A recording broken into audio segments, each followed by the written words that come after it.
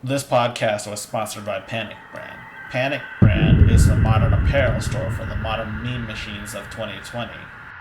By using the link in the description below, you'll get a discount, and a portion of that goes towards High Tech Low Life, your favorite YouTuber. And there's plenty of outfits to choose from. There's plenty of shirts to choose from, and I'm sure you'll find one that you'll like.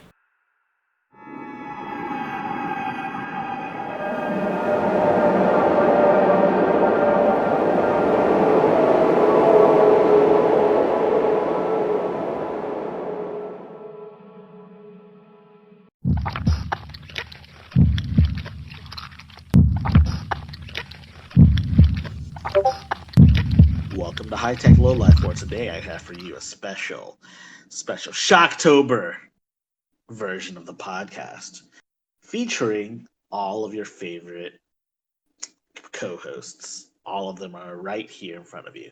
Say hi to everyone. You have Kay, Alroy, Budgerific, and the new Immortal You, who was featured last week. Say hi to the audience. Yahoo! Hello. Hello. Now, are you guys ready to be screaming through your lungs at the highest possible volume, blood-curdling topics to really boil your blood, things to really piss you off, and all sorts of other stupid crap that we talk about like we normally do? Are y'all ready for this? Yeah. Okay. Now, let's talk with our first topic of the day. The worst horror universe to live in. Any contributors? Who wants to start off? You want to know what the worst one I think it is? Final Destination. Like? Final Destination. That's a pretty bad one, in case you piss off death. But I can think of worse. So I admit, I never really watched a lot of horror movies, but I think anime-wise though, the one I feel like would be the absolute worst would probably be the universe to be in that one class in another, because God. everybody just died in such tragic, almost funny ways. Almost everyone. Yeah. So like Final Destination. Yeah, it was that, but worse. Huh. Yeah, I think I've seen that. In terms of worst, I would probably have to go to. I would have to refer to basically. I'll have to think about that. Elroy, do you have any thoughts? I'm going to use it as horror for the sake of our discussion, but I got to say The Purge. Just think about that. At certain times of year, complete anarchy, and there's no such thing as safety, because that's exactly where everybody's going to break into, the place they think is most secure that has stuff. So basically, it's just a free-for-all battle royale, where if you're not cut out for it, you're not going to make it. I feel like the Purge Purge could happen like any time, so it's nothing too crazy, but in real life, it's scary if you were to experience something like that. If that was normal for you, I'm sure it would still be scary. All right, and as for Kay, you haven't really said much about this. Do you have a worst horror universe to live in? Tough to say, but I think Final Destination is certainly up there. I said. Right. And this is all assuming that you guys are all main characters that actually get affected by these events, and not just random buys. So personally, I think Hereditary for me might be the worst universe to live in. Have you guys seen that movie? Not. Oh, isn't that the What was it? It was like was it the silent voice or something? I don't remember. The silent voice? What? No, it was called. What was that thing? It was like a silent. Is it called a silent voice? No. You mean Quiet Place? Yeah, Quiet Place. That's what it's called. Yeah. A silent voice is an anime. Dude. I know. I just googled it. Freaking heck. Yeah, I was about to say Koi no Katachi is actually really, really good anime. Whatever. That's off Anyways, topic. have you guys seen Hereditary? I Mm-mm. haven't. I've heard of it. I've never heard of it.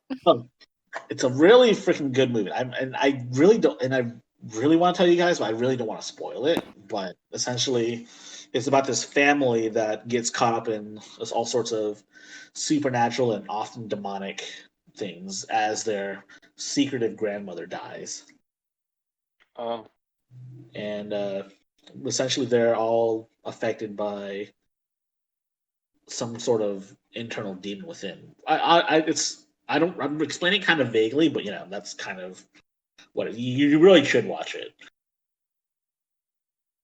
Maybe we can do like a horror movie watching together thing at some point in time. We'll talk about that later. Yes. So, any final thoughts? I think Final Destination seems like the most popular place to not live. Yeah, almost everyone does in Final Destination, I think. Well, no, everyone does in Final Destination. Just the people that matter die in Final Destination. The friend group, Like Anyways. I remember the third one was so many people died in that one.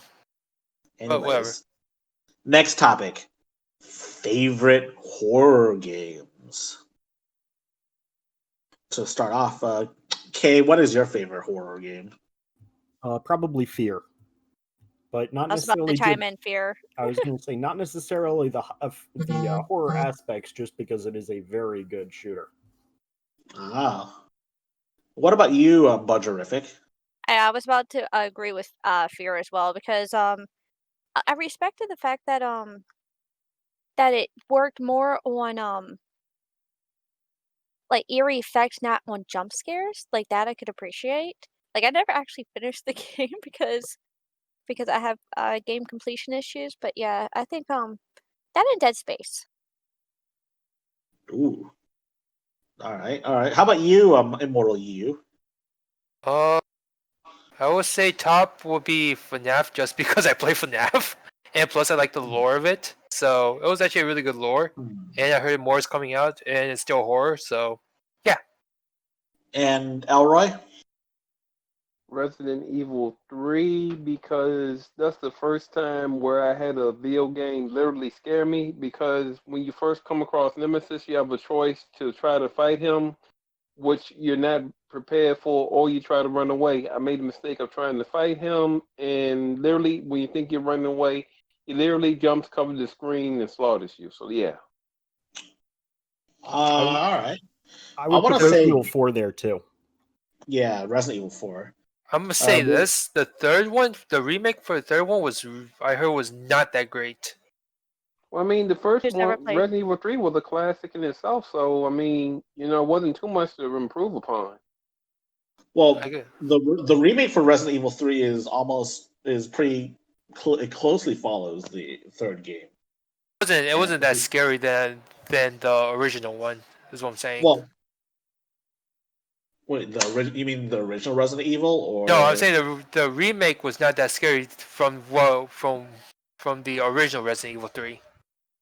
Oh, Who's never played Resident Evil? you've Well, never played that's a Resident hot Evil? I have not.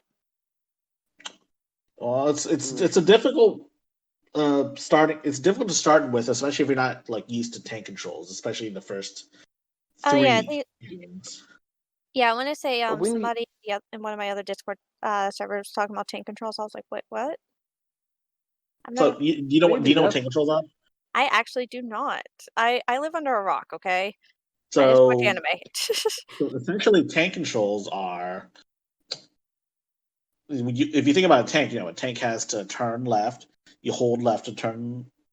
It's the ones where you counterclockwards, can't like shoot and move at the same time. No, you can't. I could probably explain it as forward is forward where the character is looking, not forward from your perspective. Okay. So if the character is looking to the right and you push forward, he'll move to the right of the screen. If he's looking forward, he'll move to the front of the screen. Instead of, pushing to the right if he's facing forward, turning him, it will just so on and so forth. That makes sense. It's basically no camera move. It's like no camera movements So like you're not expecting. If you turn around a corner, it'll flip the camera to a fixed location, basically. So that sounds like when I was playing Tales of Symphonia: Dawn of New World, like throughout the dungeons and whatnot. Well, I mean, it's kind of the indicative of the era of games where Resident Evil came out at. And the original Onimusha actually used that too, even though it was a different kind of game altogether. The tank controls, I mean. Devil May Cry almost had those too. But they changed the controls obviously. I'm glad they changed the controls for that one. Freaking, can you imagine playing a hacker slash game like that? I mean, Devil May Cry almost started life as a Resident Evil game. Let's be honest here. Well, it's supposed to be a spin-off. That's what I'm told. Well, it's less a spin-off and it's more of a Resident Evil 4 prototype that just went off the rails. Because in Devil May Cry 1, there's a lot of puzzles. A lot of Resident Evil-esque puzzles. And it's the only one that can sometimes feel kind of scary almost, but not really. You know what I'm saying? I never told you. I never said my favorite horror game. My favorite horror game is probably RE4 or Dead Space 1. Resident Evil is pretty popular. To be honest, I can't wait for I can't wait to watch people play the new one because that looks freaking good. The new Resident Evil 4? Yeah. Dead Space? No, Resident Evil. I've never actually played Resident Evil 7. I think it's really good though. It is. So alright. Yeah, Resident Evil 4 is all sorts of stupid, cheesy fun. But I really enjoy a lot of people hate the QTEs in the game, but I thought it was really exciting at the time. First you have the laser corridors, and I think it's either between the laser corridor or the knife fight with Krauser that's really memorable in RE4. I don't know why people hated it so much though. I guess it's because you would literally die if you fuck up. That's true. Anyways, let's move on to the next topic at hand. Scariest moments in non-horror media. Scariest. What's a really scary moment in something that doesn't advertise itself to be just horror? You know what I'm saying? Well, thing for me, I know this isn't scary to me, but it's it freaked me out. But Deadpool, the one scene when he was underneath the needles and going through that hole, in between him. I forgot the dude's actual name, the Ryan Reynolds character. Ryan Reynolds. Okay. Yeah, I know. Is that Wade the actor's Wilson. name though, or? Deadpool's name is Wade Wilson. Okay. Yes. I'm sorry. And between him and Wade Wilson to Deadpool, the whole scene with the needles, it was oh my god, ugh, I could not handle that whatsoever. It's the fear type of scary, rather than a jump scare. I don't handle that well. Sad face. Yeah. I think for me, one of the scarier moments. There's a couple of these actually. Bloodborne is just full of this. It doesn't advertise itself as a horror game, but I feel as though it's scarier than a lot of actual horror games. You know what I mean? There's always a sense of dread walking around, and some of the enemy designs are freaky as hell. Again, I guess you could say it's horror, but because it's gothic horror, but it doesn't advertise itself as it just advertises itself as an action RPG, like most FromSoft games. And I think another moment is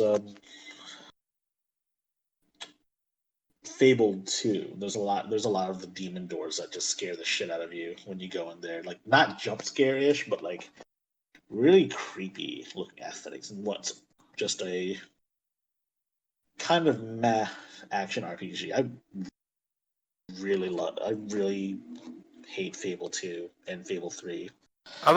Anyways. Alright, I'm gonna tell mine. Batman Arkham Knight. And I'll tell you why.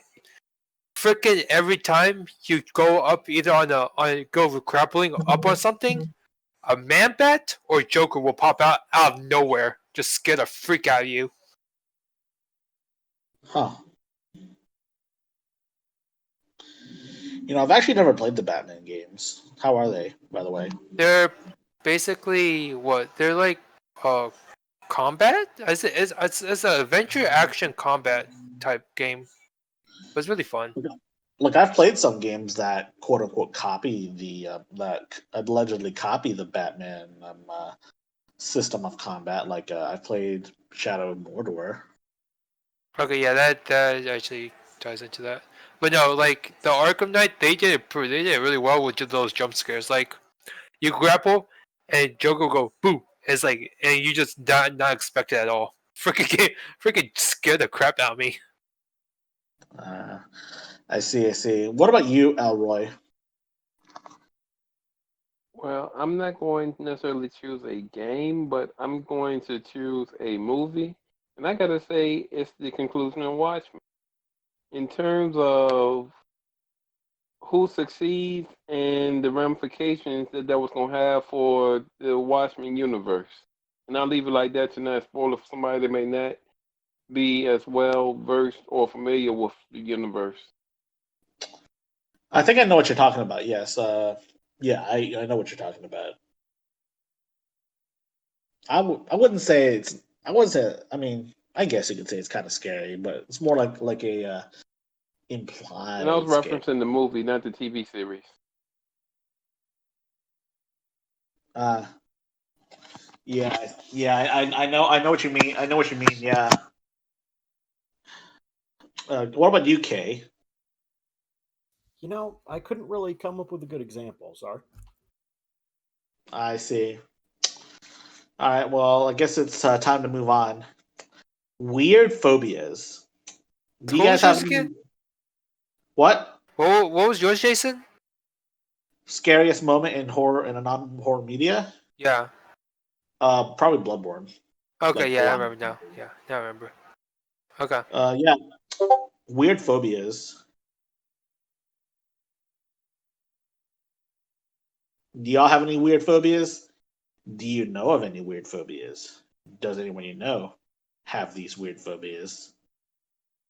See, I used to be creeped out about the different forms of piranha plants on Mario for some reason. I'm sorry for like laughing a little bit. Save. I feel so bad. I'm so sorry. Yeah, we're being honest here, so be it. It's all good. It's all good. We're all friends here. I used to be afraid of elevators for like a good while. Yeah, I'll tell you the reason why. Why's that? You I almost would. get stuck in one. Yeah, I got stuck in one. Oh wow, that would suck. Let me think. And like the air almost freaking got out. I almost lost a lot of oxygen out of it.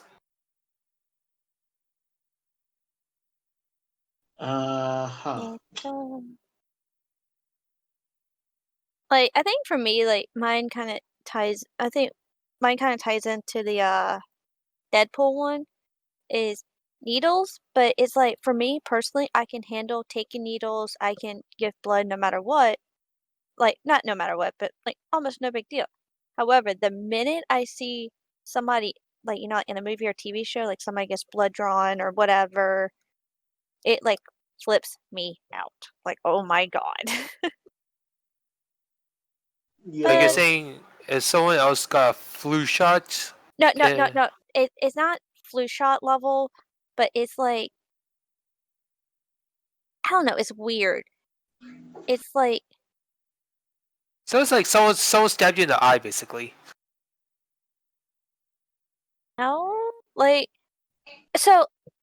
Yeah, so like I said, I can handle it. I just can't really watch other people do it. Like, I mean, flu shots are one thing. That's in and out, get on with life, whatever. But like Would you say it's like like, sorry? Would you say it's like hemophilia? Hemophobia. Like, are you fear of blood? yes, but no. Huh. It is actually the prodding of the skin. Oh. Yes, and I know what Huh. that traces back to as well. So I know why. Well, I kind of understand why. Should have gotten over it, but I didn't. Basically, TLDR, when I was in middle school, I watched a dog, no, it was a cat get spayed, and that whole procedure Ew. just, yeah, that whole, Oh, I was 12 years old watching this, and oh my god. Why did you watch it? Mm.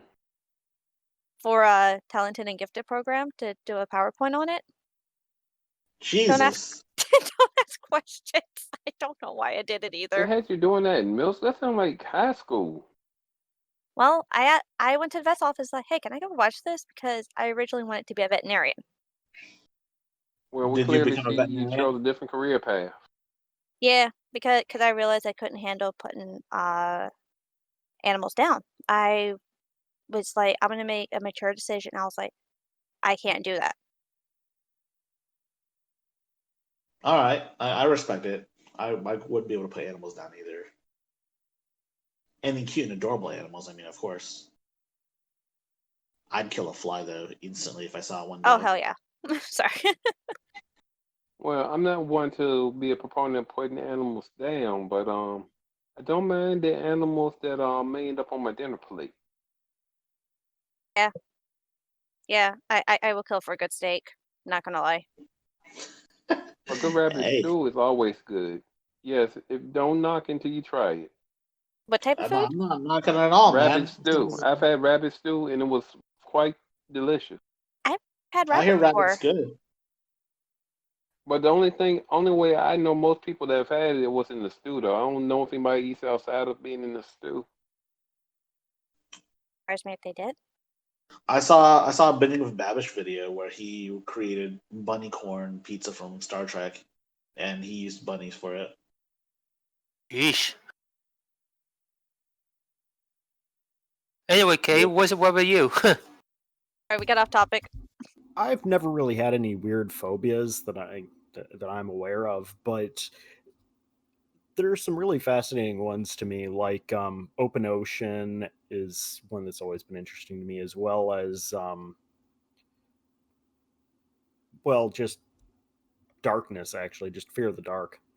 I admit sometimes I have that a little bit as well, but that's why my phone has a flashlight. I just remembered that everyone when they were little. I bet you everyone when they were little actually had a fear of the darkness for a small while. I don't know. I don't know a single person that was not afraid of the dark when they were little. Huh. I'm Yeah, I sure admit. I wasn't afraid of the dark as a kid. I think for me, I actually have fear of dark, but also fear of fire. So at nighttime, I just didn't sleep. Because, yeah, I was paranoid. Yeah, That's so I can think of one phobia I used to have when I was a kid, arachnophobia.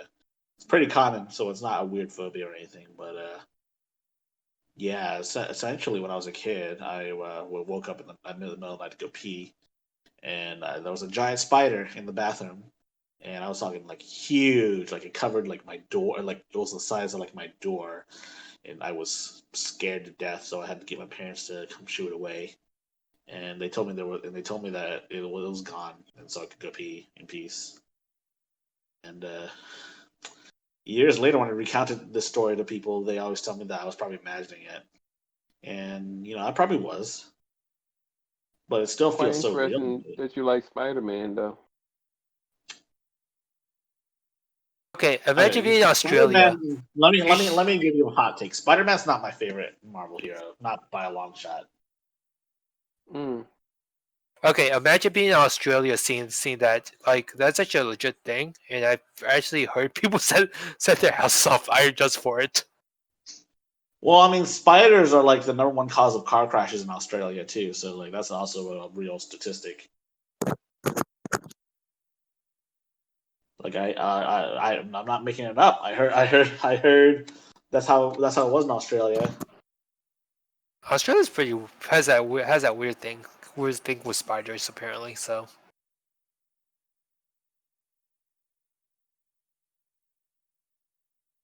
Man, anyways, as for weird phobias, here are some weird phobias that I found. Trophobia, or the fear of peanut butter sticking to the roof of your mouth. I know that one. How about nomophobia? Continue. The fear of being without your mobile phone. That It sounds more must be a like super. anxiety than a fear. I mean, that's true. That's true. But it's a fear allegedly. It must be a very recent one too. At that, arithmophobia, fear of math or numbers. I mean, I can say that. mm, maybe if your like math teacher traumatized the crap out of you, I can see it happening. I like math though. Plutophobia, fear of money. I'm scared the money won't come get in my wallet. That's not what it is. I know, I'm being sarcastic. People with plutophobia may fear becoming wealthy themselves or have a fear of wealthy people. It's kind of like the People fear with, of becoming happy. Like, I forgot what that one's actually called, but it's the one where you're scared to become happy because you believe something bad is going to happen. Sounds like that. that's a dumb fear. I've never heard of that in my life. It actually makes sense. I wouldn't say I have it, but I I struggle with it a little bit. So, because it's like Um, one of those feelings is like everything's going good, and then everything just crashes. So then you follow that pattern, and then you kind of just develop this like weird anxiety or fear of becoming happy. I found a phobia word that was coined. Like, I was watching this video way back when about death, and someone made this new phobia called monotophobia. It's called the fear of dying alone. that's not that's not that weird. It's It's not. reasonable. It's reasonable, but it's like, but there's like no word for dying alone. No fear. There's no word, no proper word for calling a fear of dying alone. Well, you just have a fear of being alone. There's a I mean, I there's a don't. fear of aloneness and a fear of death. So I was like, just put the two words together, and there you go. I don't know, man. I don't know, man. What about? I don't. Do you have any more? Do you have any more things to say, guys? Before we I'm move sorry. on, I'm sorry. I kind of hijacked the topic, and I'm sorry again. I do this. it's all good. Don't worry about it. All right. If you don't have anything else to say, we can talk about the next topic at hand: the uncanny valley. Is Are you guys that familiar with this? I I am. am. So if someone smarter than me can explain what it is to our unsuspecting audience or our friend Immortal You, that'd be much appreciated. Like kind of like what it is. Like Yes, what it is, examples of it, etc., etc. so. I think what it is. Cancer site, please. I'm actually like I think Kay has a good explanation. Kay, you have one, right? Sure. It's go for it. something that appears human but not quite. For instance, things that are clearly not human, like think of cartoon characters, for instance, are not frightening or strange to us because they are clearly not human, and humans aren't because we're human. But things that are just slightly wrong, like a lot of things in robotics and so forth, things that have Mm-hmm. human-like features but are not clearly not, tend to make us feel off because there's kind of that unnerving feeling of something wrong that just permeates them. like a personification, but with something a little bit different? No, not quite a personification. Personification implies something like Hatelia, like where they personify the countries. This is more of Um, So, association. so essentially, the more realistic something gets, the more we become acclimated to it and the more we begin to like it. But at a I certain thought point in time, when it's like 80 to like 90% human look-alike, something about it just feels wrong. Like Jesse, have you seen those dolls in Japan that are like? Don't very mention that. I'm watching. What's it called? Violet Evergarden. That thing is trying to watch Violet Evergarden with that thing, and I know. And then I was just looking, and now I'm looking at it. I'm like, oh, yeah. Now I know. All right. Evergarden was an amazing anime. Oh my god. I know, but so I'm gonna need you guys to go Stay to on the topic. host channel on Discord, and I'm gonna show you some pictures of things. Do you like this thing at all? Does it look natural to you? it's natural. I'm sorry, Does it but look appealing? Some ways yes, some ways no. somewhat. It's not too bad. How about this? We're getting closer, but the fingers are off. See, how about this? Yeah, that picture reminds me of the anime Another, because of those dolls. How about this?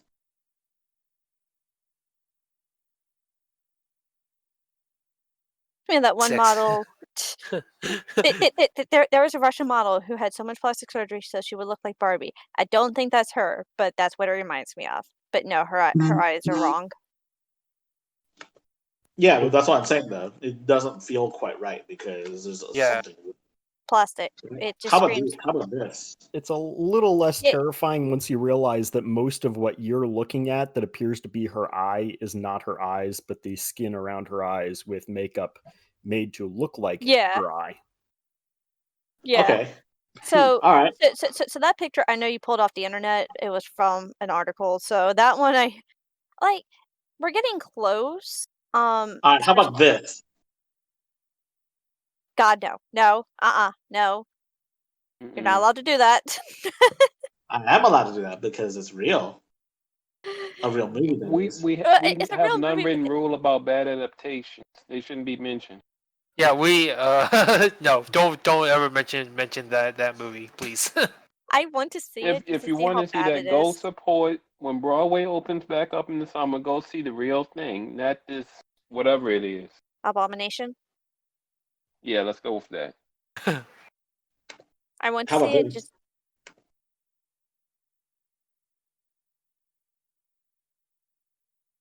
And here we go again.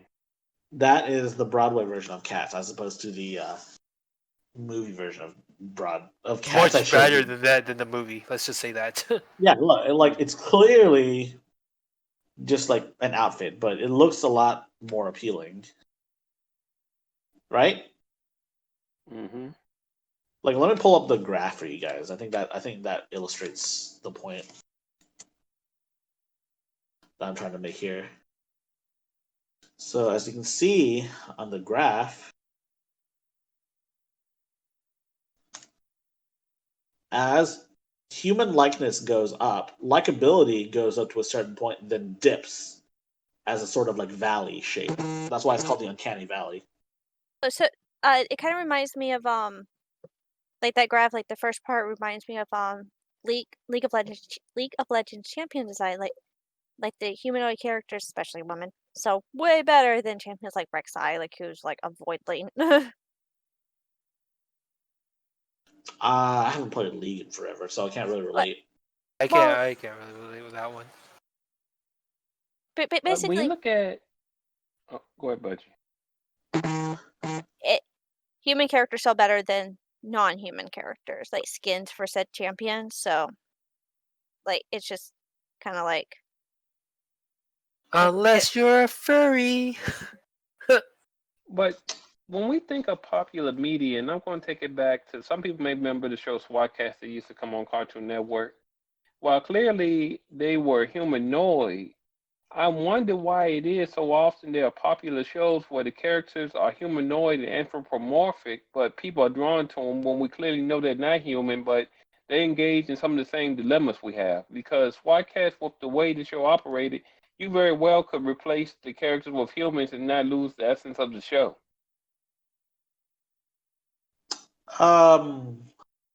to make it more exotic, I suppose, or to appeal to the furries if it's like an animal-ish based show.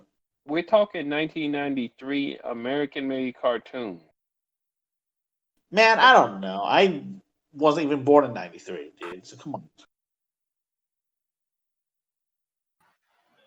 It's hard to say, man. I mean, we like the Ninja Turtles because they're cool.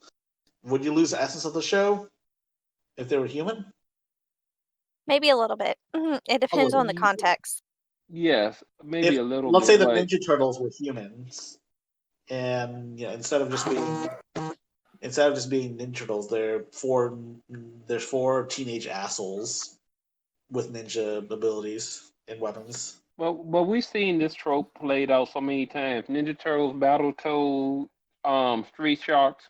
Just put them in the bag, shake it up, take whichever one out. Very similar. Cheetah Men. I get what you're saying. And I think humans just don't seem that interesting, especially to kids. But yet again, Kids? they're humanoid in terms of all these examples mentioned are anthropomorphic. They're not even close to like their animal counterparts in terms of how they move. Man, I don't know. It's the same reason why the media portrays dolphins as like these fun-loving, smart creatures when in fact they are sociopathic, like rapist creatures. And you can look that up too. Here's an interesting thing about Uncanny Valley. How did it jump from 39 in November 2017 to 100 in 2018? Searches, base-wide searches, Uncanny Valley, from 39 in December of 2017, it jumped to 100 January 2018. 39 what? What are these numbers? Search interest. Probably because there's more like off-model CG, more now than ever before. Like with cats, I bet you that alone made the Uncanny Valley searches go up. Anyways, Although we just knew cats with bad CG. We knew it. Anyways, do you have any final thoughts on this topic before we move on? Have you ever watched the I Feel Fantastic show? The I Feel Fantastic video? No, I have not. What? That's a really creepy. It's a really creepy, uncanny video.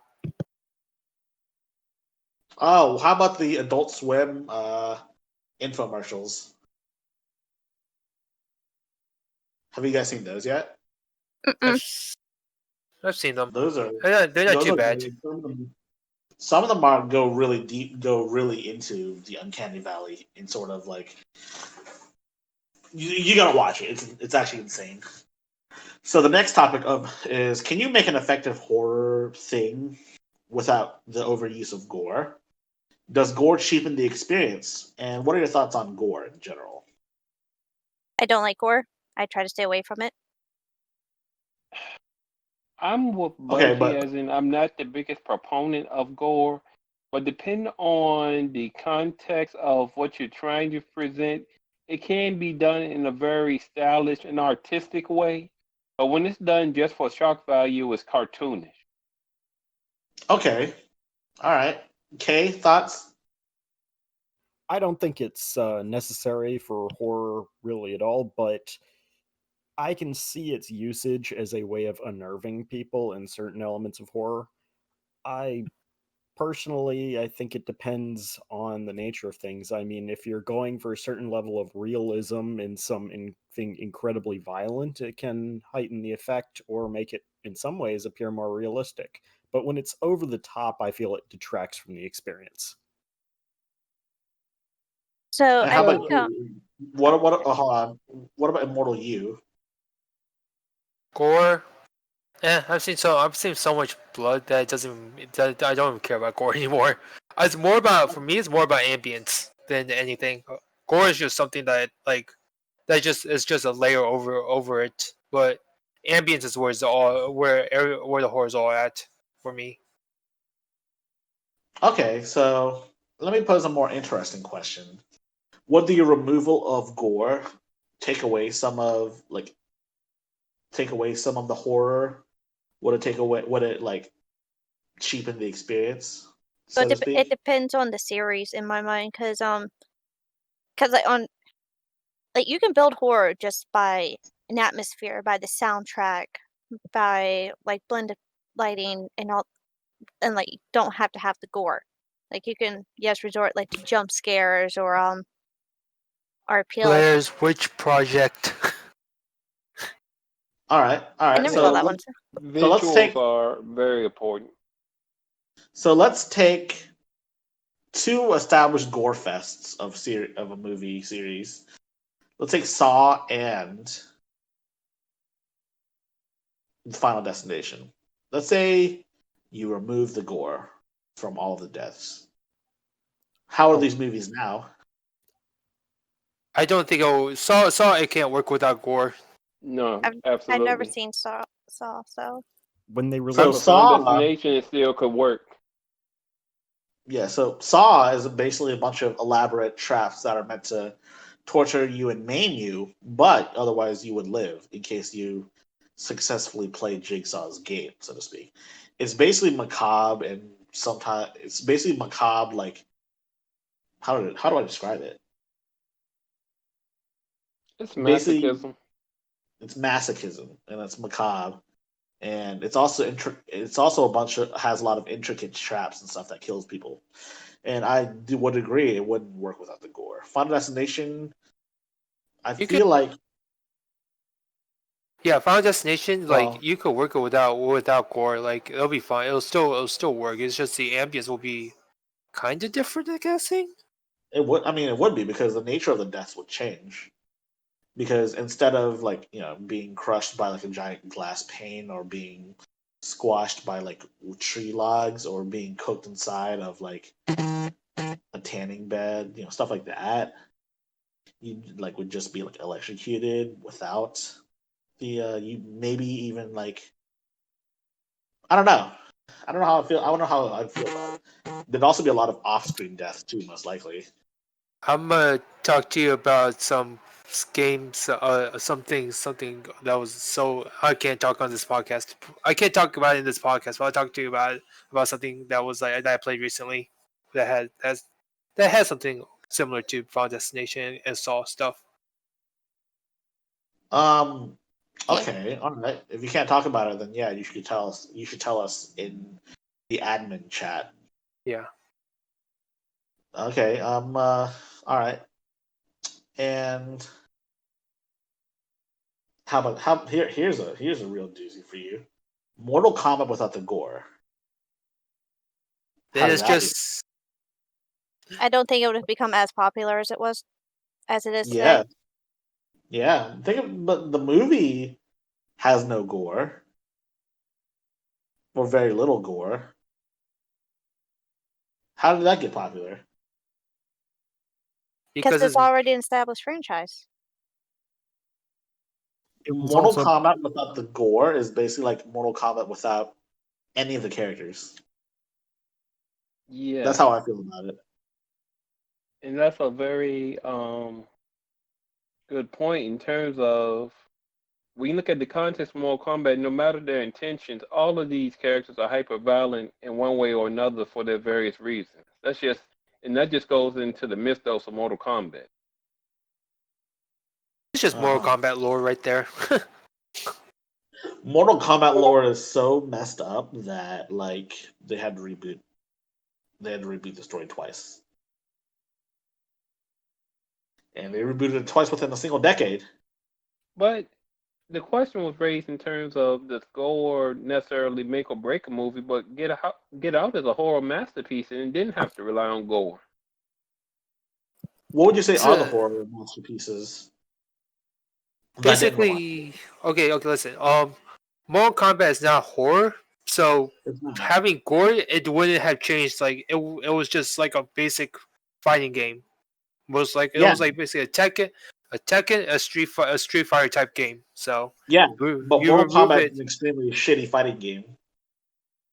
yeah. The originals, I mean.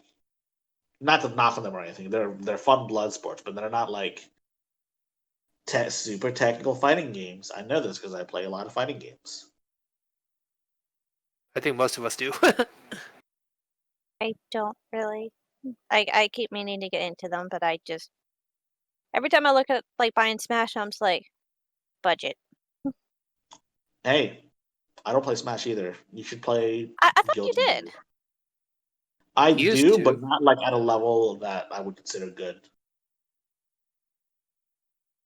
Yeah, like I have a Switch, and actually I have 3 of them. Play But Guilty Gear. so maybe. What? Do it. So what's this Anyways, Masato one? Okay, we're going way off you- topic now. We're going completely off topic. Oh, we'll talk about that later. So, any final thoughts on number 6? No.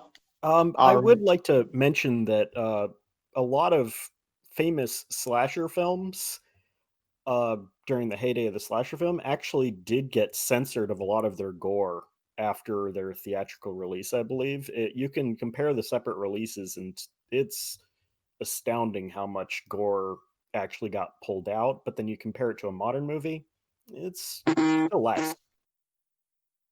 Huh. So I So- guess just our standards of gore have changed back then. Well, And also, Furman too- K's point. Oh, sorry, I didn't mean to start talking over you. It's all good. Don't worry about it. Furman K's point, that's also why you see the cinematic technique that they use in Kill Bill, where if there's just going to be a grotesque amount of gore, they'll just switch to the gray screen, and that's how they'll film in a grayscale.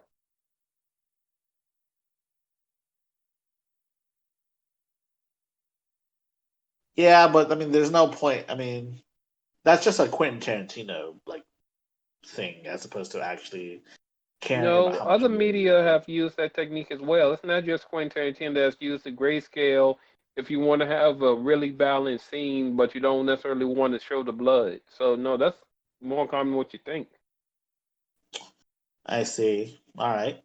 I guess like on Um, the subject of gore though, like the US standards for gore are bizarre compared to other countries because a lot of other countries have more problems with gore than we do.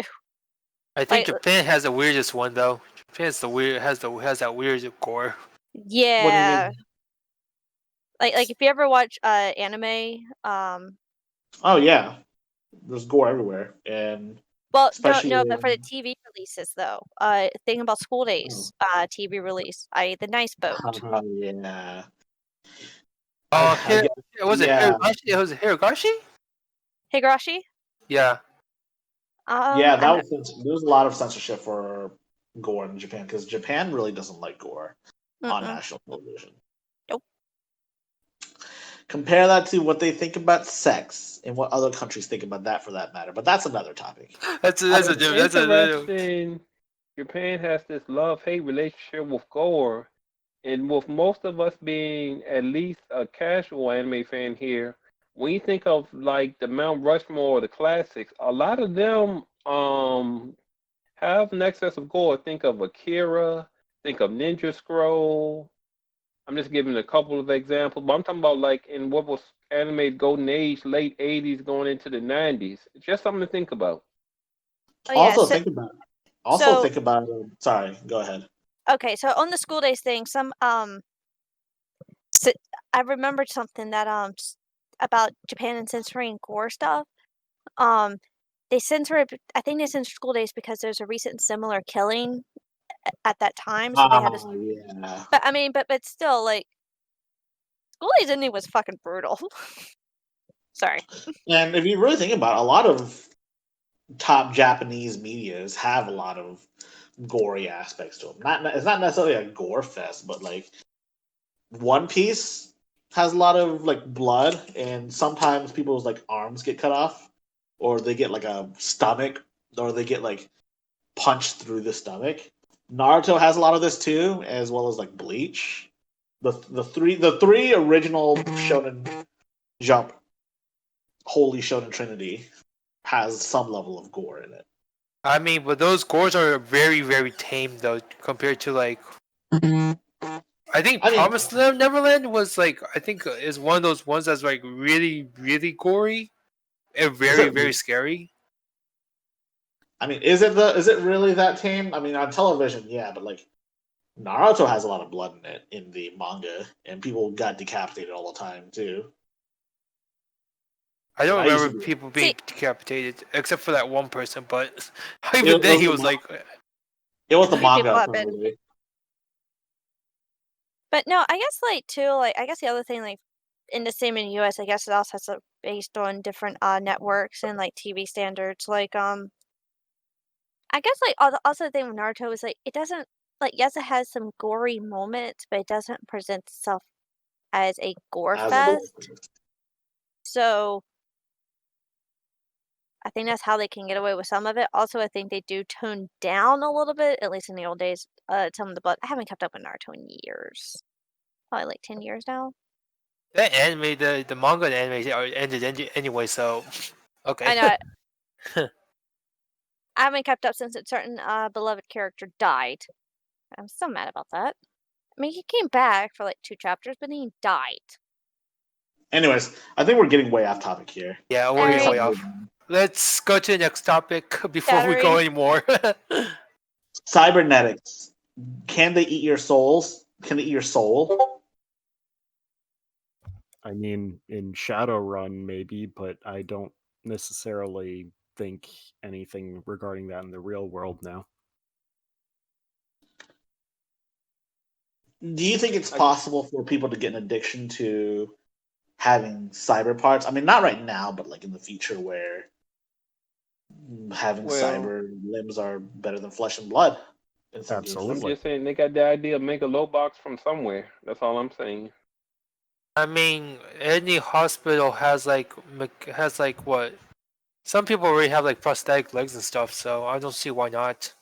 I mean, there's people with addictions to getting tattoos or piercings or messing with their hair. I don't really see how it could be too much different to have an addiction to cybernetics.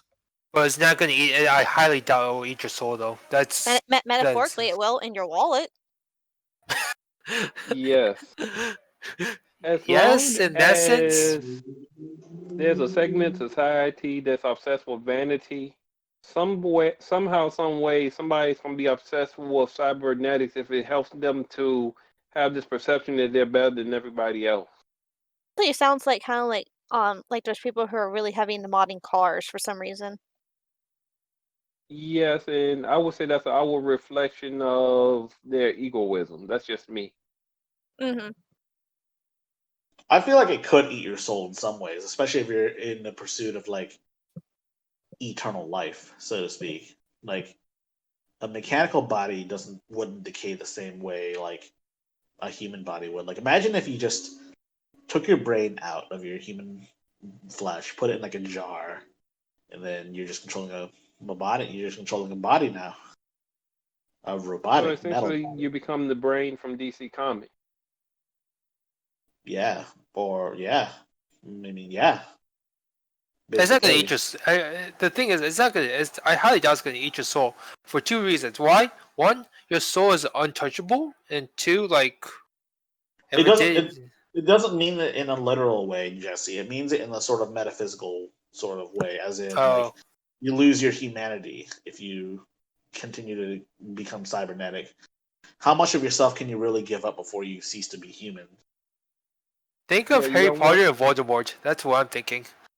You don't want to turn yourself into the living incarnation of Krang from TMNT. You could also be like. It also reminds me of that episode from Futurama where Hermes is mugged by a robot guy, who then that Remember robot that? gets incarnated, but he feels very inadequate because of it, and he starts to modify his body, and then he becomes addicted to it to the point where basically nothing remains but his brain. And then he decides to commit the ultimate sacrifice by swapping his brain out for a robot CPU instead. And then, but luckily, his body was essentially put together back by Zoidberg, along with his brain too. But anyways, that's besides the point. So I'm gonna bring up an interesting paradox when it comes to body modding and cybernetics, and like this is gonna be another topic for another day. But do you know the paradox of ship of Theseus? Okay, so ship of Theseus says, all right, so you have a ship, it starts falling apart over the years, and then you start replacing the boards, and by time all the boards are replaced, is it the same ship that it originally was? Okay, Oh, but you. but Oh, I've but always had pronounced it Theseus. Sorry. oh Go oh, ahead. I learned. I've heard it says Theseus, but so no. So all right. So all right. So you rebuild it. You replace all the boards, but then you take all the old scrap boards. You rebuild that ship, and you rebuild the ship. So which is the original ship? But that that's another topic. Like basically, at which point do you stop being human? Yes. Another I to- mean, another topic for another time because I paradoxes are I'm weird. so I got so lost, so confused, and I was like, so okay. so the ship of Theseus is a philosophical question. If you replace every single piece of a ship, every single particle, like piece, plank, whatever, of a ship with a totally new or totally different piece, is it the same ship? All right, let me put it into more tech related aspects. Let's take your gaming PC, Immortal U, okay? Okay. Let's take replace every single part one by one. Is it the same? Is it even the same computer anymore? I'm gonna say no because you could based on it because like the outer shell will look the same, but inside the computer you'll have like a new system basically. That's what the question is. That's what the theory. That's what it's asking. Is it even the It same ship? You I replace think it everything. implies too that you replace it over time. You don't replace it all at once. If it's Or over time, it, it'll start losing itself. right. So Yes, yeah, which is why it's not the same ship. it Personally, won't be the same ship then. Yeah. What about you, Elroy? Okay, what do you believe? It's kind of a fascinating topic and even kind of gets into legal issues because a lot of multi-part things that require replacements have a legal definition of one part is usually picked as the part that is defines the entirety of it. Like a good example is the I believe the chassis or the frame is legally a what constitutes a vehicle. But Everything it's else just is like how aberration. the Toyota Solara is still a Camry because I think Yeah, they're on the same chassis. yes. I mean, but like the individual vehicle, that's a good example. But I mean, individual vehicles, there is one part that is the part that carries the legal identification of it. And I think a lot of people kind of lean towards that general idea for what makes us human as well. I think a lot of people tend to say the brain. I mean, that's kind of what goes on with things like Ghost in the Shell, for instance. Yeah, like if you were to swap brains, like if Kay and I were to swap brains, we wouldn't be the same people anymore, It's also right? fascinating. Absolutely, absolutely. I think that most people agree with that. That's the whole brain swap idea. I feel like most people generally consider the brain to be the part that defines you as you. It's That's partially due fair. to the Brain mystery and of it. heart, probably. Oh yeah, absolutely. The heart, but I mean, people get artificial hearts and pacemakers all the time. Fair Yeah, point. and like my dad has a pacemaker, and he's still my dad. You know, he's also part cyborg, right? Yeah, yeah. And technically, so am I. But a lot of us are to various degrees. Wow. I don't think I am, but the only thing I have is feelings. I mean, That you I could think say that that counts. qualifies. Yeah, true. I have feelings too, and I think that qualifies. Speaking of which, Any final thoughts on this topic? I really like this topic. I just I know, I kind of like took it and twisted it, and I'm sorry. well, there's a lot of twist to this. I mean, you can apply it to teleportation as well. Is that the same person on the other end? What happens if the teleporter just copies them? And not only that, Kay, but taking it one step further, but if you're teleporting going to the past or the future, when you meet that other self, how is time going to be altered? And that's why I hate time travel anime. Well, I'm thinking more clones though. Yeah, Clones are a that's- little different. clones and alternate time travel versions of selves are Parallel a can of universes. worms. We'll open So Gemini that. Man, for example, more so deals with the clone question. Back to the Future, Men in Black 3 deals with the whole paradox of I'm time traveling. What's going to happen when I see myself and actually have an interaction? Well, I think it's better to open this can of worms another time. We'll save Yeah, that let's open for- that later. Yeah, we could go on about this forever. All right. Number 8. Now, this is the part where the Shocktober event really begins. Halloween night in 2020. Any major prediction? What do you think is going to happen? Someone is going to do something foolish in a costume. You mean like play some tricks or some people for some candy? Or perhaps spread the Rona on I don't some know. people. Is it just me, or does anyone else remember growing up? Like normally on October 31st, you always hear about somebody doing some stupid gimmick-related crime in like some type of costume, and you're like, oh, okay, Absolutely. that's Oh, yeah. that's the norm. Like, okay, what's it gonna be this year? Like one year, somebody was doing the whole Ghostface, doing things dressed as Ghostface from Scream. It might be somebody else another year, but it's just always some type of gimmick. I don't know why, but it just seems that way. I mean, anytime you can go around wearing a mask, I mean, this is somewhat topical as well. A lot of businesses, once mask mandates went in, basically said there is a slightly higher likelihood of getting robbed because someone can hide their identity without it being incredibly obvious. I mean, Halloween will naturally get that because you can go around wearing a mask and no one bats an eye. All right. Personally, when I made this topic, I was thinking more about, do you think there's going to be a massive spike of Rona, which I think there is going to be. People are going to party. That's something to I was think about about. to say people don't know how to stay home. Well, it's not just the stupid college kids going to party though. It's the little high schoolers that go to It's Halloween the 50, 60 parties. that don't know how to stay home and start drinking with all their fucking friends. I'm salty. And just as we talk about this topic, a couple of weeks ago they announced that Hawaii was open to tourists again, and they had people by the thousands that were flooding Hawaii. So that's just something to think about. Just because they could, not because it was the safe thing to do, but because they could. And it's cheap too. Yeah, it's cheaper well, of course, too. because nobody's traveling. So yes, it would be cheaper. Yeah, that's why people decided to jump on the bandwagon when Hawaii opened back up.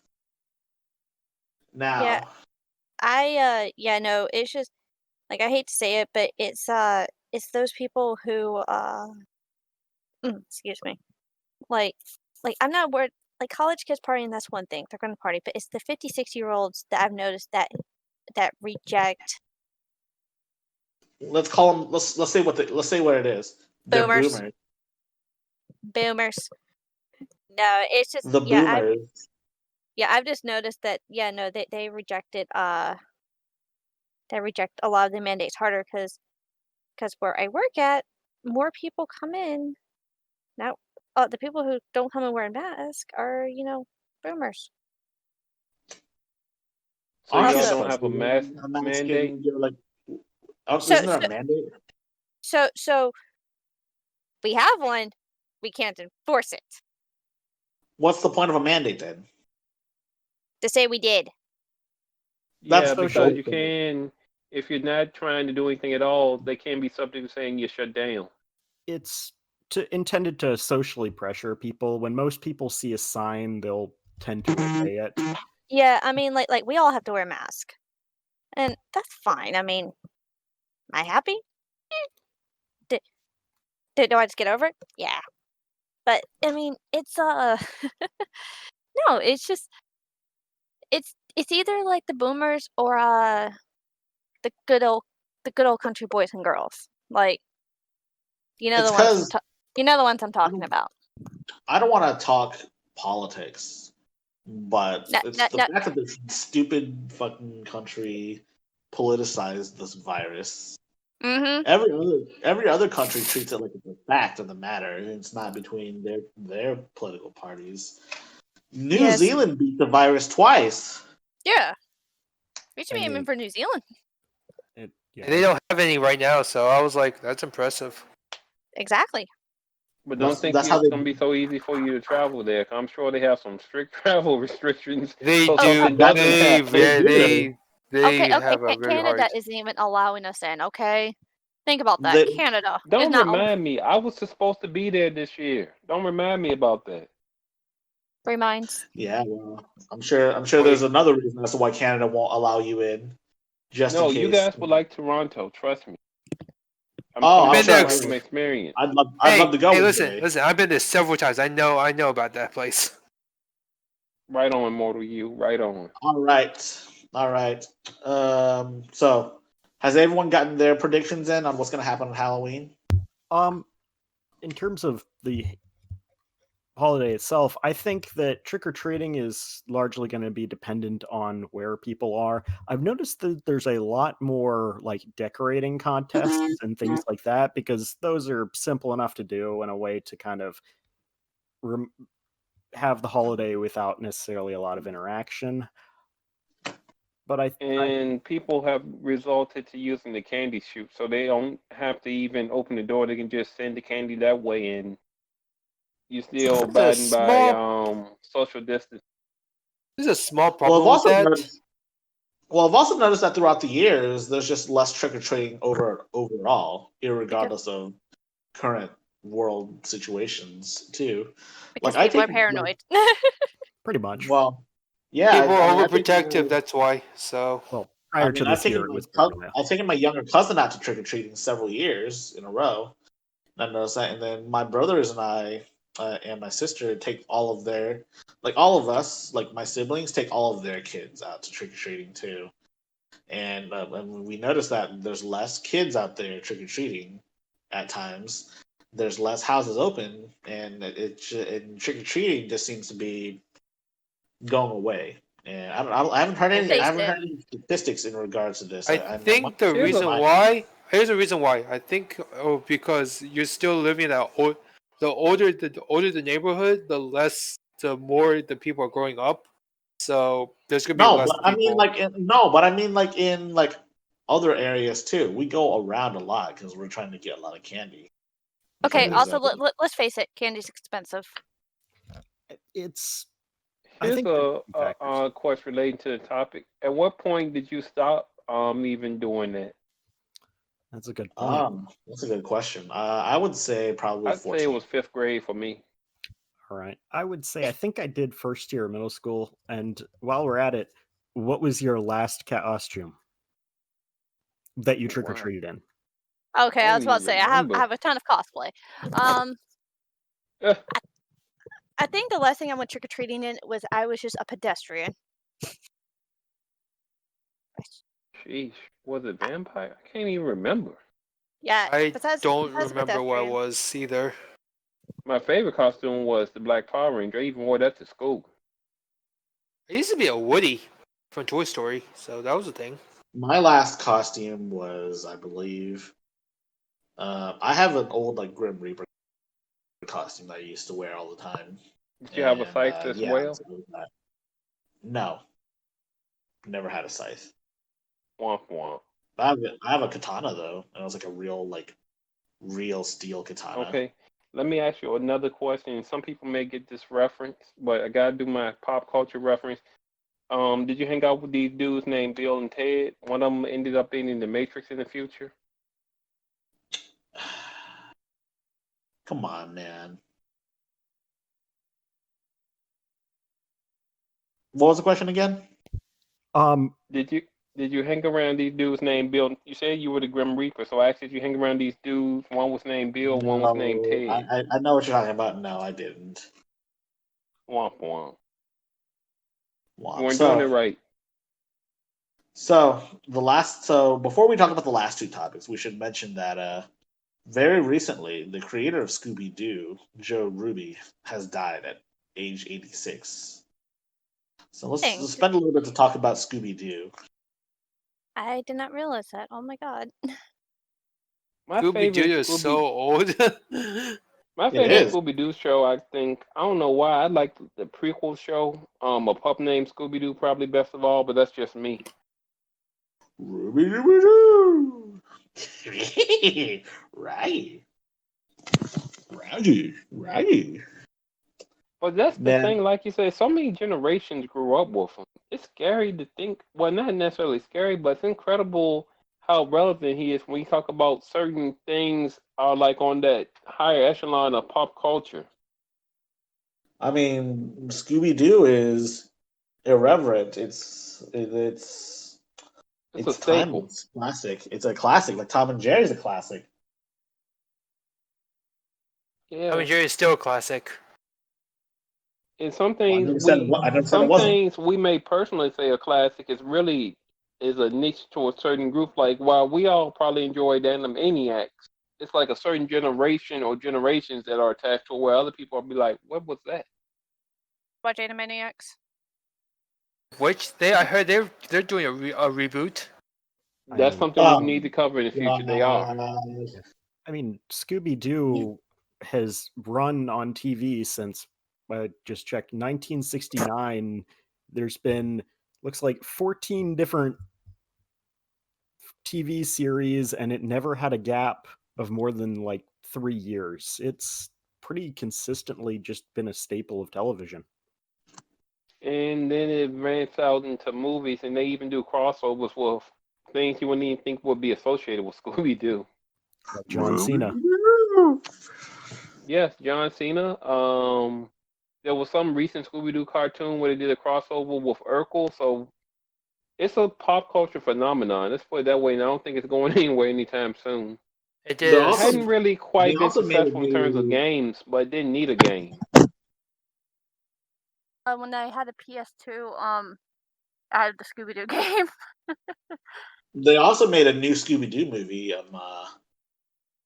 Well, they're making one. I don't know if they made one. Yeah, and They I hope made they're gonna one, make but another live action movie.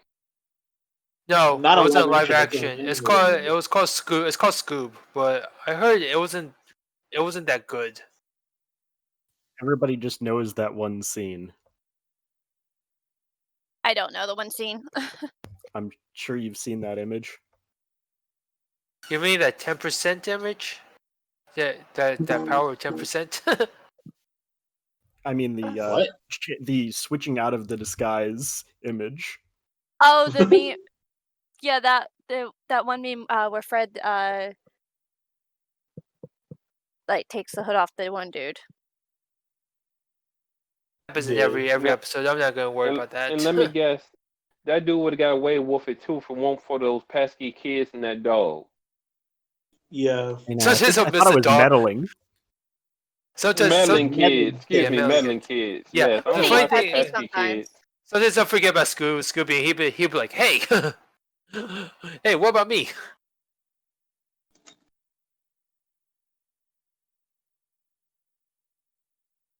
Anyways, any final thoughts on Scooby Doo, and Joe Ruby? Did anybody else besides me have a favorite Scooby Doo series that they remember? No. What's new Scooby Doo was my favorite. I haven't kept up with I didn't Scooby even Doo. The watch latest Scooby Doo related thing I've seen is the series of memes with Ultra Instinct Shaggy. I remember that. That was a good one. They tried to put it in Mortal Kombat, and he was like, no. That's when it stopped being funny, I think. But yeah, it was good times by all. I think it's time to move on to our next topic, second to last topic. Are humans the monsters? Yeah. No. It all depends. Yes, context is everything. Yeah, some people are like, I know. I've actually read, two, I think two murders. It was like two murders. One of a guy who killed this girl in Japan. This was in Japan, but he kidnapped the girl, tortured her, raped her. And it was a group of friends too. It was like a group of people. They just tortured her, I've heard raped about her. this case. I've heard about this case. I know about it. I think I What? know the one you're talking about. All right. This one, yeah, one in Japan, and there was one in America. There was like, well, I was reading a book that was based on a true story, and yeah, and things got spiraled out of control, and kind of went a little bit haywire. So yeah, it's all based on who the person is, or what's the person's motive.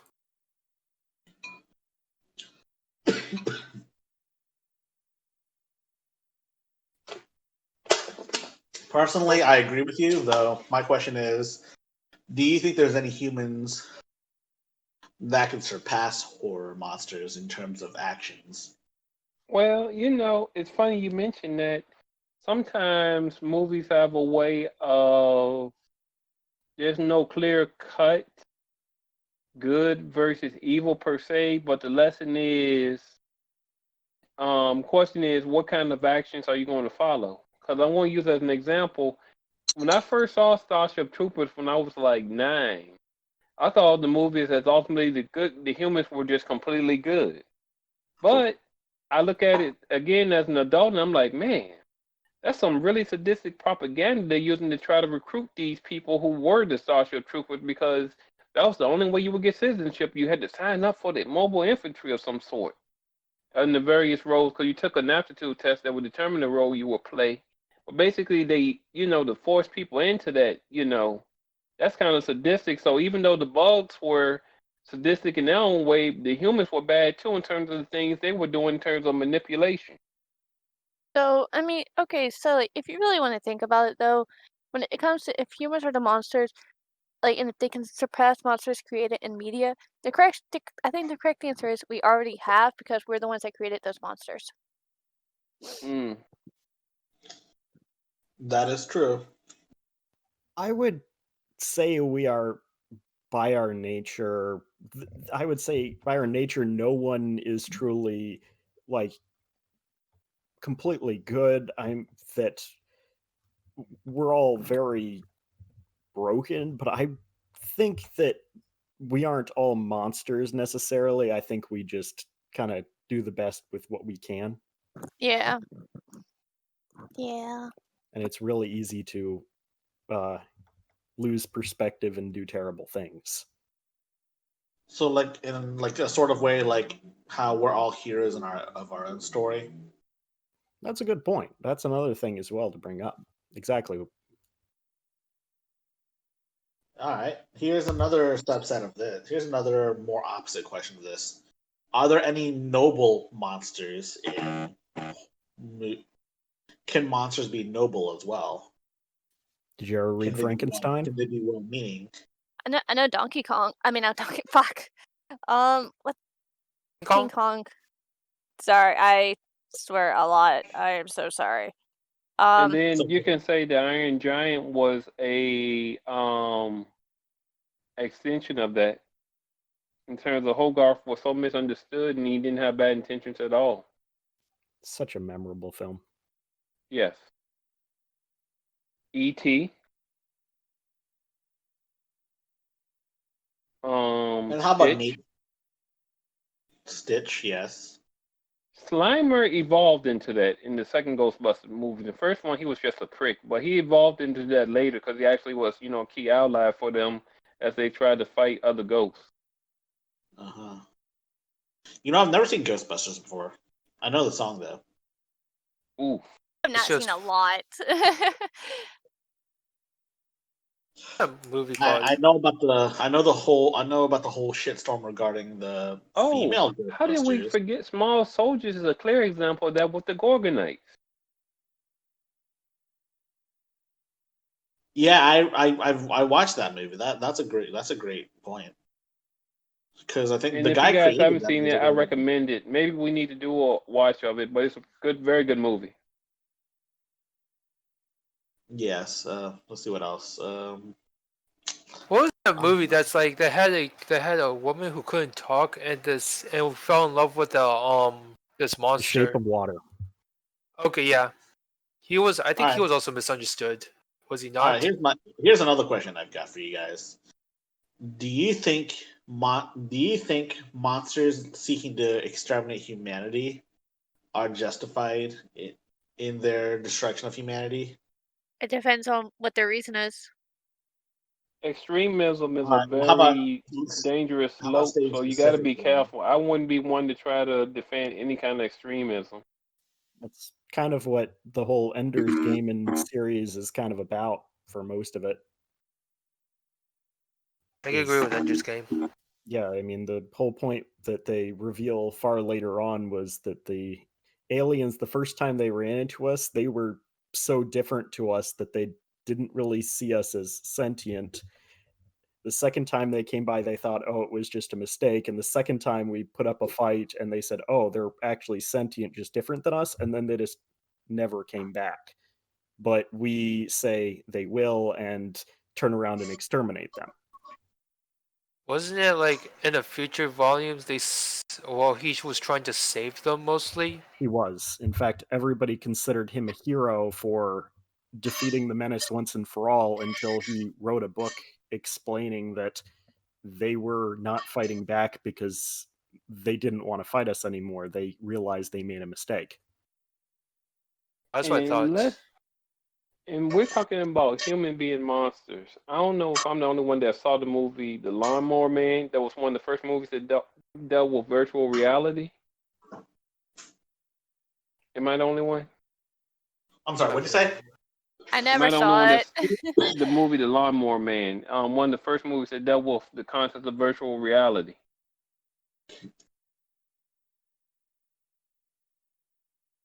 All right, I'll continue on anyway. So the key plot of the movie was dealing with the fact that there was a gentleman that was a landscaper. He lived a very simple existence, infantile to a degree, because like I said, he was just fine with being his routine. There was a scientist that wanted to conduct a study about how virtual reality would impact somebody, and they did the study on the landscaper, but they did not realize how it was going to cause his IQ just to increase at a rapid rate, to the point where he even understood exactly what was going on, and he was going to take that newfound knowledge basically and run amok.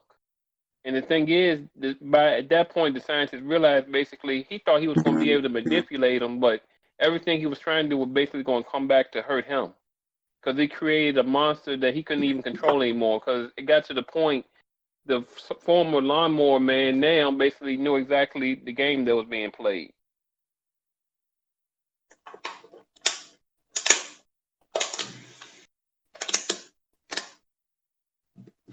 I see. We might have to check it out at some point. How old is the movie?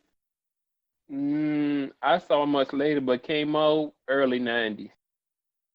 All right. I'll All post right. the trailer and topics. All right. And here's one more question in regards to this topic. When you're playing a game that lets you choose good or evil, what do you normally default to? Pretty Good. decent human being, because I always feel bad if I'm an ass to the NPCs. It's like I feel so bad. Good, with the exception of that one cutscene in Mass Effect 2 where I could never resist shoving the guy out the window. I What was the never play Mass Effect 2, but okay? I What was the question again? In video when games, do you default to good or evil choices? Okay, so what was this game called? What was it called? There was this video game. It was like, was it in what's that?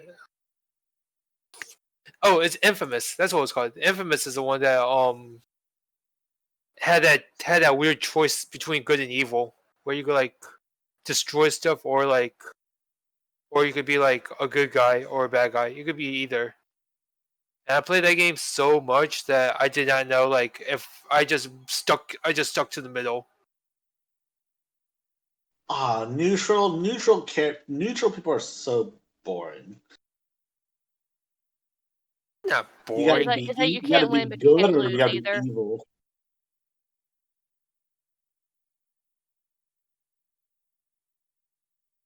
Being good is okay, but being bad can be so fun sometimes. You know what I'm saying? Feel bad if I do though. I don't know why, but I just do. Okay, how many of you guys pick neutral? Most likely. I I try to do do. good to neutral, and then depending on context, sometimes you may make that bad decision, but it's not going to be my goal to be bad, Unless I right don't like away. if I don't like a certain character though, yeah, no. I pick bad. If I play through a game multiple times, like the original Fable, I always try to play as good as possible, and then comes the second playthrough where I play as evil as possible, where I try to be as much of a dick as possible, where if I have a choice between sparing people or killing them, I kill them. And sometimes there's no extra reward involved. I'm just that evil sometimes on my second playthrough.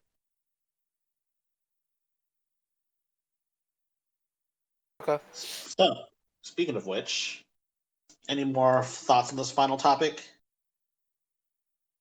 Fate's worse than death. Fate's worse than death. What are your thoughts on? Are there Sure. any fates worse than death that you don't want to experience? A loop. Like a Groundhog Day loop. I hate those. That's like if you're gonna live through a deja vu again, then that's actually worse than death because like you're just reliving the same thing over and over. Imagine. I think. Oh, sorry. Go ahead. No, My bad. go ahead. I think for me, I think it's like you dead and then you still get tortured. I think being tortured until the point where you're begging for death, but yet you can't actually die. I think that would suck. I'm going with if you're sentenced to doing a menial task over and over again, and you're not going to get any results, but this is just going to be your existence for whatever reason, and you can't get out of it. I was thinking about just being in a vegetative state for the rest of your remaining life. Yeah. That's a good one. That's terrible. I was like, pull the plug, please. I don't want to be in this vegetative state. Particularly if you're still write it down. aware. Write it down your will right now. After X amount of months, if I don't make, after a year, if I'm not awake by then, kill me. Write it down. Put it in your wallet if you're not okay with this. You can have an advanced directive. That's basically what those are for. Yes. So I think another one is a you ever heard of the you know what TV tropes is, right? You ever heard of the trope Lotus Eater machine? Essentially, you're trapped within like a dream, but like a really happy dream, but it seems so like unreal. You know what I'm saying?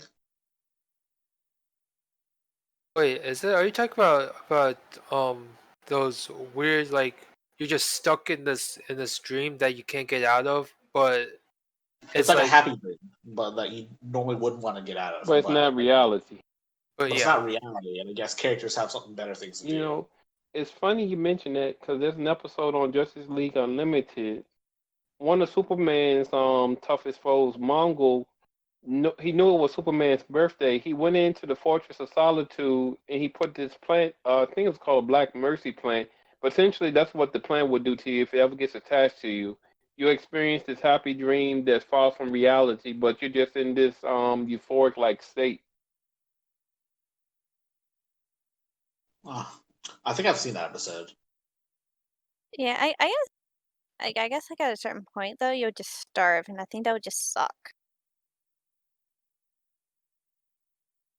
Like if you're just permanently vegetative state, but yet you couldn't. I guess this is implying that like you don't like get like on IVs or drips or whatnot. I mean, I don't know. I don't know what they would do. They probably would feed you. They'd probably force feed. They'd probably feed you through a tube every day. They'd have to do something to keep you alive. That's what doctors do. And if you have to be on an IV in order to stay alive, they'll do that unless you give them like an advanced directive to kill me. I mean, could you imagine something like that and like your foot is asleep for like 3 years? You wouldn't be able to walk. That's the thing. Yeah. Yeah, it's crazy to think about. It's crazy to think about the fact that you can just somehow forget how to walk if you are unable to walk for a certain amount of time. I mean, it doesn't even have to be years. It could be like months, right?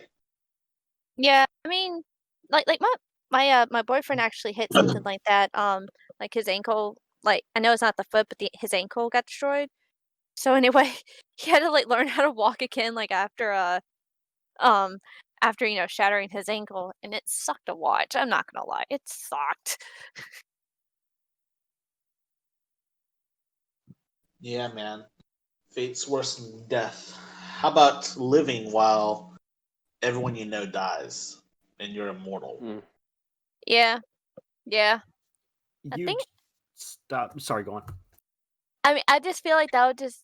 Yeah, I feel like you would just like stop caring about people, and I feel like at a certain point you would uh lose some of your humanity. Also, I feel like that would just be a very lonely existence. Sorry, go ahead. I am so sorry. No, absolutely. And I'm going to agree with you there. I think it basically breaks down into at that point you'd either have some sort of form of survivor's guilt. You might try and have a coping mechanism of just not caring about people anymore, or you more likely than anything, you'd eventually just become Yourself. so well. That is quite likely. I think you'd become so alien to the average person that a lot of people would kind of feel like you weren't human. You wouldn't fit in anywhere, basically. Hmm.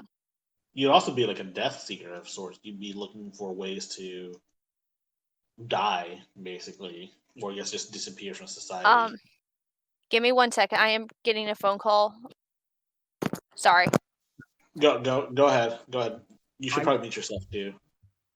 I think the other thing that I mean, a lot of vampires in literature, I mean, older literature that is mostly, that's mostly how they're portrayed as immortal beings that just develop strange psychological tastes and personalities mostly because they outlive everyone, first of all. Yeah, they become quite hedonistic, if I'm not mistaken. Is that correct? Exactly, because nothing is new to them. I mean, they've done everything. What else is there to do?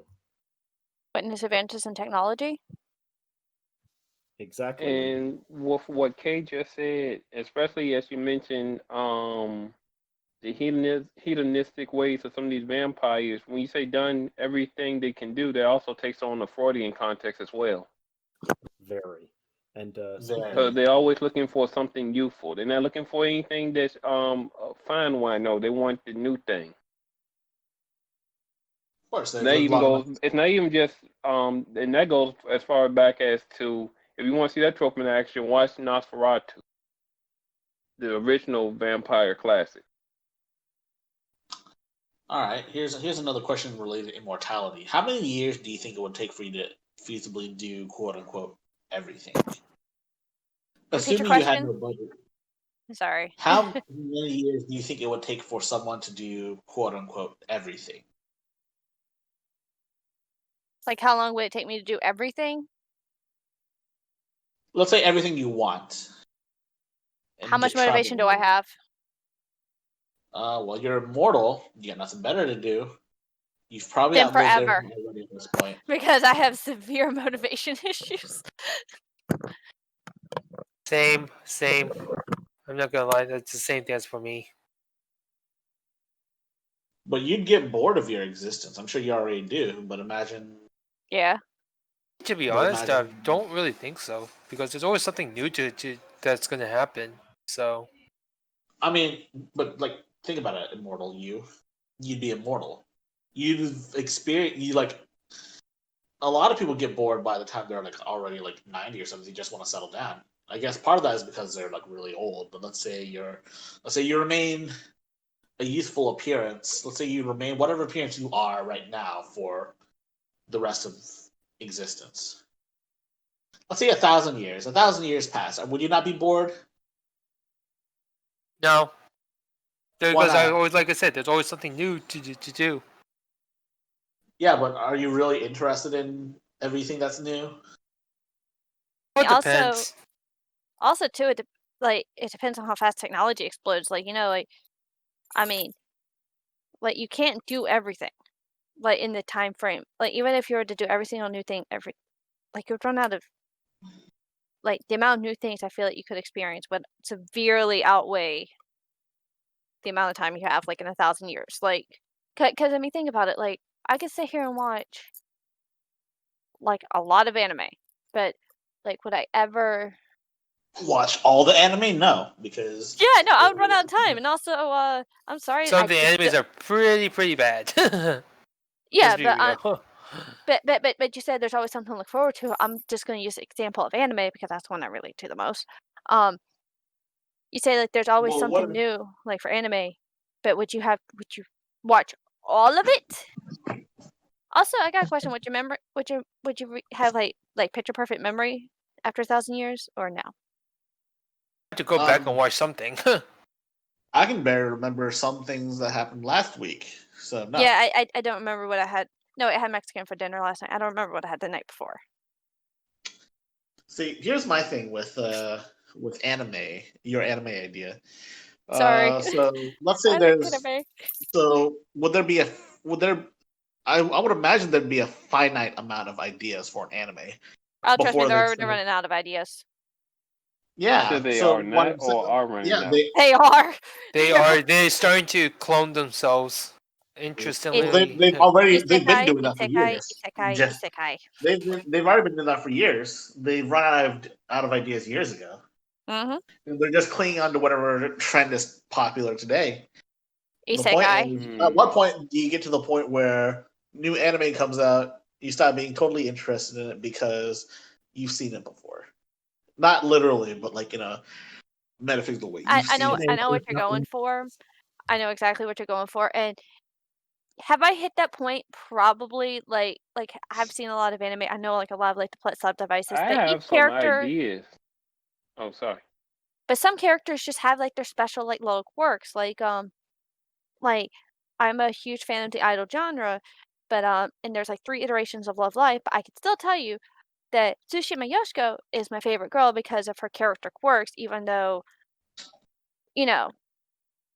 actually she's What? probably one of the more unique among like idol genres in general, but still, like there's a lot of girls. They're all kind of cute. Okay. Sorry. All right. I see have where you're going passion. with this. But so what you're saying is you would never get to the point where you'd be like, oh, I've seen it all. Right. I mean, cause each like you have Each one certain is like a characters. little bit different. Yeah, like you have certain character archetypes, but then it's just like, but they're not all the same because like some characters might interact with another archetype differently, or they might have different quirks, or even like the way they talk or they sound is different. But there's only so many. All right, let's think about another thing that people enjoy: music. Do you think we'll ever run out of music? No. No. I think we will, and there's a scientific, theoretical limit to how many "quote unquote" new song ideas can exist. Mm-hmm. Let's take a music riff from like let's take the da da da da da da from Queen, right? And let's apply it to that one song, Ice Ice Baby. Does it not sound the same? I mean, do you know the 4-chord theory? Yes. Yeah. That's basically what you're that's on the same lines of what you're But- describing. Well, the way Star Logical is framing the discussion, he's discounting the fact that, especially when you get deep into production, a lot of what can compose on production is stuff that's just innate. Because anything from somebody crying to somebody laughing, somebody can take that sound effects and works wonders with it. So you got to Mhm. realize there's a lot of sources of inspiration that go into making music. So it's not this finite thing. Yeah, I mean, it's also like the mix of instruments themselves. Like I've I've gotten a lot. I listen like to a lot of like J-pop and like some EDM, and it's like just a different blends of like synth they use and like I mean it makes a lot of difference and it's really I nice. mean, let's say you were to take a song and covered it in with a different instrument. Let's say a song you would typically play on, let's say, a guitar, and you make like, let's say you take a popular song and play on a different instrument. Should that count as different music, quote unquote? Has a different sound. I mean, Yeah, it's a different sound. But it's a different music. That's kind of an interesting comparison because it's one step, but it's one thing that makes it a little bit different. Yeah. You could say it's a lot of little incremental differences like that make it new music. I mean, there's a theoretical limit in a lot of ways, maybe, but at the end of the day, there's new developments in how music is made, new instruments, and various other ways that we kind of expand it. There's a limit using our current methods and technology. The other thing is the 4 chords and all that. A lot of that is because They're simple. also it clearly is popular, and so it's low risk to spend a lot of money promoting that. And risk is money, so if you can do what someone else did and almost assuredly make money, people will do it. Yeah, so my point is more in relation to Budger's idea of anime. If you take one popular anime and change one thing, does that make it a different anime? Depends on how If I major the make if I change make the is. love interest have blue hair instead of red hair, does that make it a different anime? It has to It, be a major change, and that's something minute that you'll be like, oh, yeah, I mean, unless that blue hair, unless change hair colors like she has, let's say her hair color gives her elemental power, so red is fire, blue is water. But if your All neck right. beats something major, I don't just mean it like, in oh, I mean it like the same like story beats, the same like almost everything else, but it just in a different like It's just spin. basically her appearance changed. Does it change the no, Scott anime? Pilgrim showed us that it's not going to do anything because Scott Pilgrim, that was the whole trope with Ramona. yeah, I mean, Yeah. like I said, like there's a certain limit, but unless it came like from the exact same creator, like because everybody writes their characters differently. That's it. That's what it comes down to. Did we go way off topic? Is my question. I'm sorry. Amy, no. That's true. That's totally fair. We totally did get off topic. I I honestly, think I feel like we just need to have like a whole like anime podcast. But then I realized that would probably be just me going off on a tangent by myself because I Nah, watch way too much anime. we could add me to it. I've watched a fair bit of anime also, so I probably I watch know more I than you, couldn't and I'm do it. deeper into the fandom than I you. think we should save it for a special day when something happens.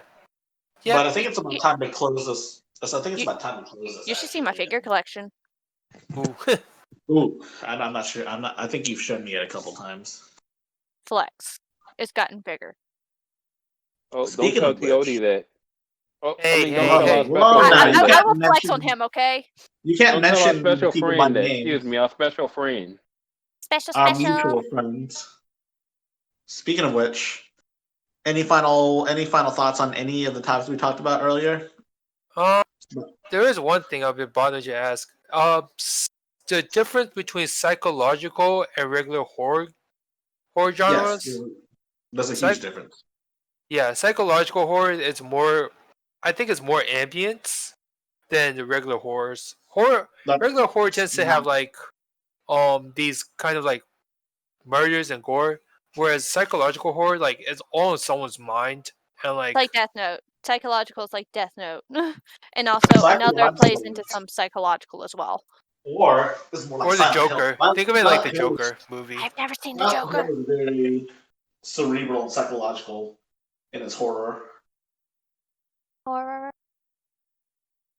That's well, I So guess one that's.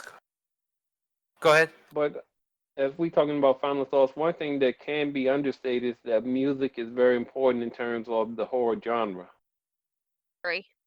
I agree with that. Because there's some horror movies that do the whole element of I'm gonna play with your mind because I'm gonna have the most sadistic thing possible happen, but I'm gonna play an optimistic song. You mean like Singing in the Rain? And then something happens. Yeah, but it could be a number of examples. But yeah, so that's why that's something important. I don't think we really delved enough into that. But yeah, music is very important in terms of the horror genre. Mm-hmm. I think Especially in terms of when you look at the connection between classical music and horror. Oh God. I think music is arguably the most important part of a lot of these things because think about it. If you compose music in such a way, you don't even really need anything else really. You can just imagine things happening if the music is conducted correctly. You know what I'm saying? Yes. It's Couple of powerful enough to examples. conjure images in your head. You mean like It's like a- you mean like silent movies? Well, Like not Psycho necessarily, and not- Jaws are what Starlogical were referencing. Oh, sorry, my bad. Because like with those movies, when you hear that sound effect, you already know what's about to happen. Like you don't even have to think about it. You know something bad's happening. and I mean, you've been conditioned by certain horror sound effects to know something bad's going to happen, like scare chords, right? Or the But like, if you can put like, music has such a power in such a way that if conducted, composed properly, and if played properly by the various like people in like say a band or something like that, it conjures powerful images in your brain, almost like a book, but wordlessly. Even you don't even need visuals; you can already see what's going on. Isn't Toad It's just also a- one of them too? What? Isn't also like the tone shifting one of them too? Like it goes like from like let's say it goes as a regular tone to like a flat tone or like a You sharp mean tone. like, you mean like a key? You mean a key shift? Yeah, Yeah, key that shift. I was about to Key say that change? sounds like a key shift. A key Yeah. change, yes, yes, that is also effective too in conveying change in music as well as volume changes as well. And sometimes just having no music at all really heightens the tension. I mean, also if the music actually goes super quiet. Of course, music is powerful. It's a powerful asset. It's woefully underused, and Right? a lot of the stuff to record music hasn't really. Well, Hasn't changed. I mean, it hasn't changed all that much. Yeah. And there hasn't been a lot of musical breakthroughs in the past.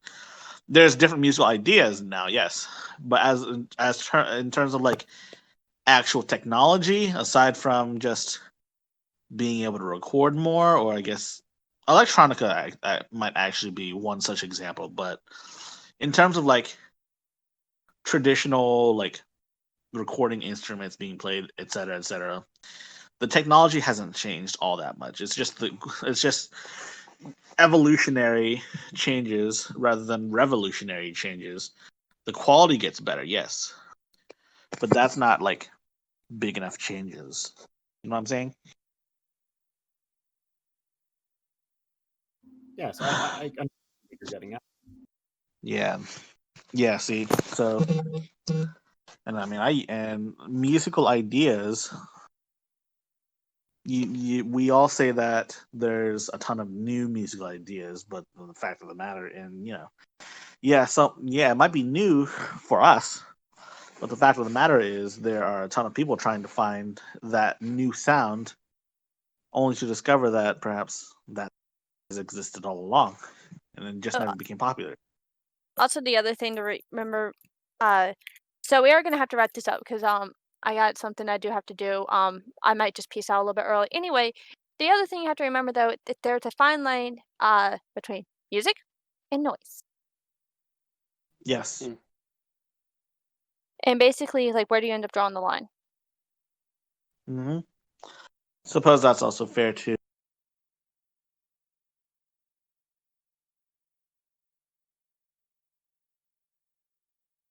We really did.